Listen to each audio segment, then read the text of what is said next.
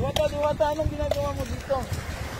Ayan, nag-volunteer tayo. Nandito ako, nag-volunteer tayo maglinis ng kalikasan natin. Kasi ang daming basura ngayon dito sa Manila Bay, wala akong magawa. So naisip kong pumunta dito at nakita ko marami naglilinis. Tumulong na din ako para Tapos syempre pinapatabi ko yung yung mga kalakal na pwedeng ibibenta na rin natin. Kasi sayang din yung mga yan. Ayan na. Salamat, Diwata.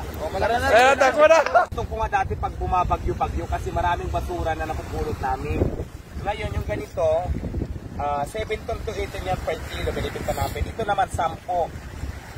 Pero kung gusto mo ng mas mahal to, ibubukod mo yan pag kulay pula, pag kulay blue. Mahigit kasing price na nito siya. Kasi maraming takip maraming klase ng takip. Pero kung gusto mo ng mas mamahal yung ganito, halimbawa kulay pula, kulay blue, or ganito, ipon-ipunin mo yan siya.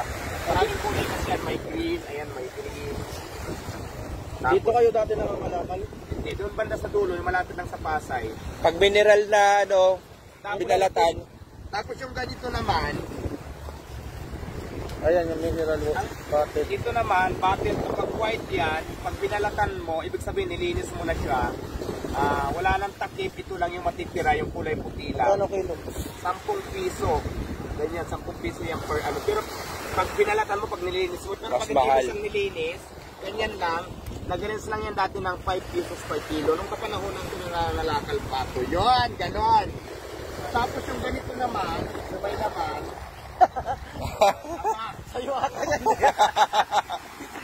tama, no ka ata yan. So,